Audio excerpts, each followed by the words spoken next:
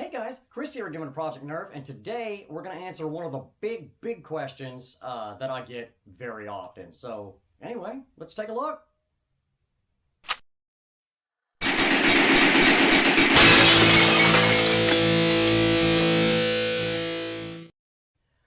Okay, so this one came in from, wow, I love the handle, Yuppie Surfer 222, who asks, "Hey Chris, why does my Prophecy 180 FPS average barely outrange my stock Nexus Pro?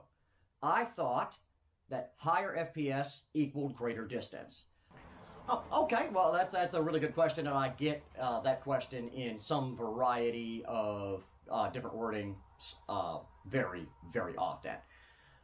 So what we really need to do is dispel a couple of the myths and throw a little science at it here and see if we can get this figured out. So anyway, for that, we're going to head over and take a look at the whiteboard of knowledge.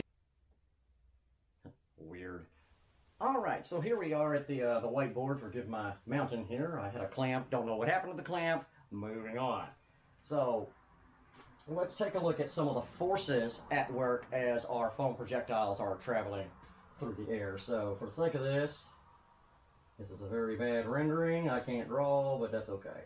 All right, so here is our short dart.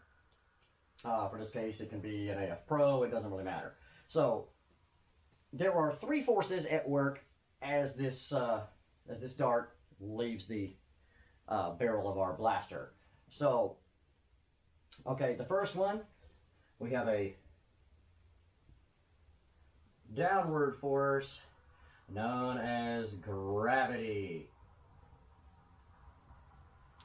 Okay, that Isaac Newton guy was really onto something here. Gravity begins doing its work the second this leaves the barrel. And that does not change. It's constant. Okay, so how do we overcome this continuous downward force from gravity? Well, we're going to do that with, okay, in this case, we're going to do that with horizontal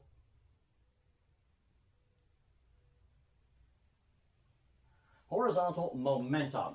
Okay, now, obviously, we're not doing it with acceleration or thrust, because the second we leave the barrel, at that instant, that is the fastest this projectile is going to be traveling. So this will slow down throughout the course of its flight. And why is that? Well, we have one more force at work here in the simple answer. Okay, and it's a force that applies opposite. Okay, and that's going to be drag. You can call it air resistance. You can call it many things here. So as we're traveling through the air, right, air has some density, right, we have a counter force of drag. So why does your 180 FPS blaster not shoot a great deal farther than your 150 FPS blaster? Well, the short end here is our momentum is only a little bit higher, but our force of drag is also higher because we're traveling through the air faster. So this force is also higher. So our deceleration on the length of travel of the projectile is actually a little bit greater. The faster that we leave the barrel, again, we have a higher drag coefficient or resistance coefficient. So the dart actually slows down a little bit more over a given distance, if that makes sense. So what we're going to do is grab a couple of blasters, put them on the chronograph, and see if we can capture this practicably. Let's do it. All right, guys, so here we are on the chronograph. I have two blasters with roughly the same velocity as he mentioned. So the first one we're going to do is my CETA with the Alpha RT kit, and I do have an Accuratio Mark III scar barrel on this blaster. We're just going to fire through the chronograph really quickly to get kind of a base average here, and then we'll move on to the other blaster. So here we go. 155. And duplicate 155. So that is super consistent. We're 155 FPS. Let's take a look at the other blaster. Okay, the second blaster we're going to be using is my Jet long shot that has a 10K turf spring in it. 196.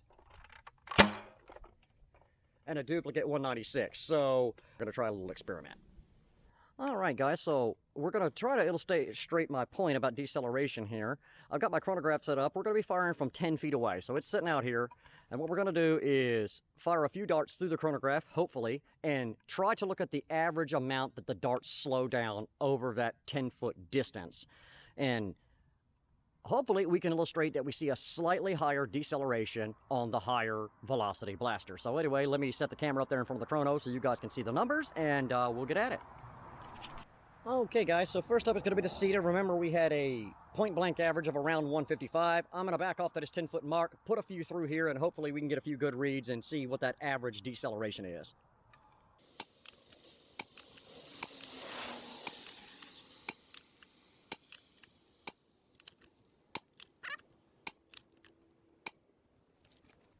All right, we had a couple of whirly birds come through a little slow, but let's take a look here.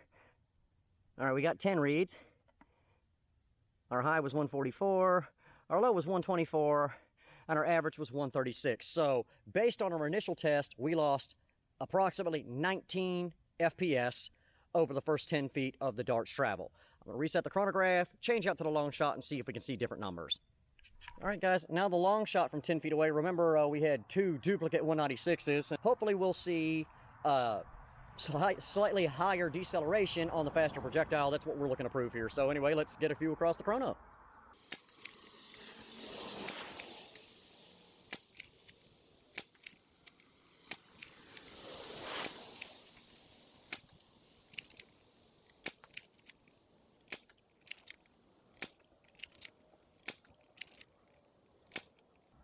All right, let's take a look. All right, so we had 12. Our high was 187, our low was 159, and our average was 172. Now, based on the 196 that we saw at point blank range, what is that? That's a velocity drop of 24. One more time. Right, so that's a velocity drop of 24 feet a second over the first 10 feet versus 19 with the Sita. So I think this pretty strongly illustrates the point. All right, guys, so there were the results. We saw a slightly higher deceleration over the first 10 feet of travel from the faster velocity projectile. So why does your 180 FPS blaster not ridiculously outrange your 155 FPS blaster, et cetera, et cetera? The translation's not linear. Of course, our 196 FPS long shot is easily outranging the 155 FPS Sita. We have an increase of 41 FPS muzzle velocity average at point blank. And even after the first 10 feet, the darts from the long shot were still traveling faster than the darts from the Sita. However, because they're traveling faster, again, the wind resistance, we saw a greater deceleration over that same distance, and hence why FPS is not a concrete representation of distance. I said when we're going faster, we have more wind resistance, we have more drag, so the dart actually slows down slightly faster than the lower velocity projectile. And I think, hopefully, while not scientifically definitive, that we did a pretty good job of illustrating that today. We saw a definitive difference at that range between the two blasters, and hopefully, Surfer, that helps you to answer your question. Guys, if you haven't done it yet, click that subscribe button, turn on all notifications so you never miss one of our videos, throw us a like, throw us a comment, and as always, in the description box below, I will include the fan mail address if you wanted to write and send something in, links to our Facebook page, and links to the Etsy shop if you'd like to check that out. Guys, till next time, this is Chris from Project Nerf saying have a blast.